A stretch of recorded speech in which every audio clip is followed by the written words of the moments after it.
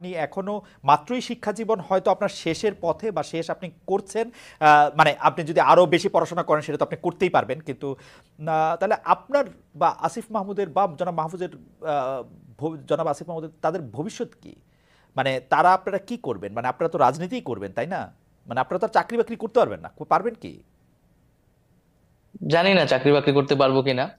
আমরা দেখেন, আমার ব্যক্তিগতভাবে আমি কিন্তু রাজনৈতিক আকাঙ্ক্ষা ছিল দেখে আমরা ছাত্র সংগঠন গড়ে তুলেছি রাইট। এবং ক্যাম্পাসে কাজ করেছি। রাইট। ফলে সেই রাজনৈতিক আকাঙ্ক্ষা কিন্তু আমাদের আছে, তবে রাজনীতি কিন্তু কোনো একক সিদ্ধান্ত না, আমি ব্যক্তিগতভাবে কোনো সিদ্ধান্ত নিতে পারি না। হুম হুম। আমরা এখন রাজনৈতিক দলকে কোনো প্রাধান্য দিচ্ছি না, এটি আমাদের মানে কোনো কাজ না। আমাদের এখন প্রধান কাজ হচ্ছে এই যে দেশ পুনর্গঠন, সরকারের থেকে এবং সরকারের বাইরে যারা আছে সকলে মিলে এই দেশ পুনর্গঠনে কাজ করে এবং সকলে সকলকে সহযোগিতা করে, আমরা সেটিকে সর্বাধিক গুরুত্ব দিচ্ছি।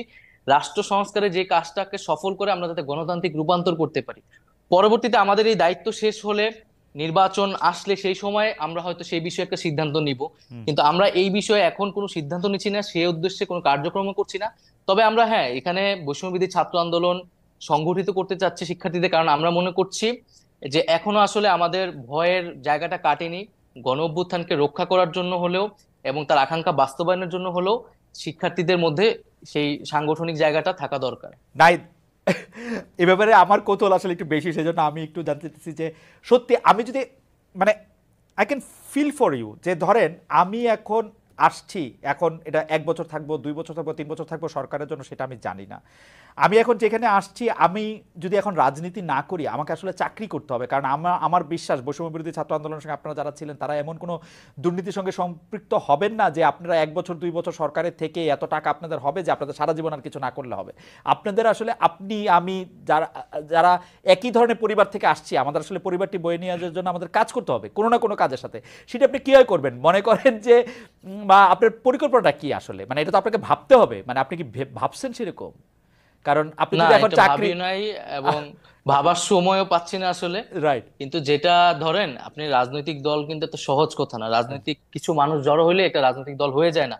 সেটার জন্য আদর্শ লাগে, সেটার জন্য সংগঠন লাগে এবং কর্মসূচি লাগে।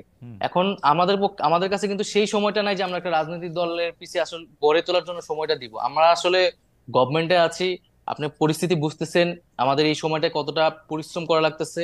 এবং আমরা যেই প্রতিশ্রুতি নিয়ে এসেছি, আমরা কিন্তু একক সিদ্ধান্তে ব্যক্তিগত জায়গা থেকে আসি নাই, মানুষের কাছে কিন্তু আমাদের জবাবদিহিতা করতে হবে যে তাদের আকাঙ্ক্ষাটা আমরা বাস্তবায়ন করতে পারছি কিনা বা আমরা ওকে। আমাদের ভূমিকাটা পালন করতে পারছি কিনা। তো সেইটাই আমাদের সবচেয়ে বেশি মনোযোগ, আমরা সেই কাজটা সম্পূর্ণ করতে চাই। তারপরে আমরা আমাদের ব্যক্তিগত, দলীয়, রাজনৈতিক সেই বিষয়গুলো নিয়ে আমরা ভাববো। আচ্ছা, আমার শুভেচ্ছা এবং শুভকামনা থাকলো আপনাদের প্রতি।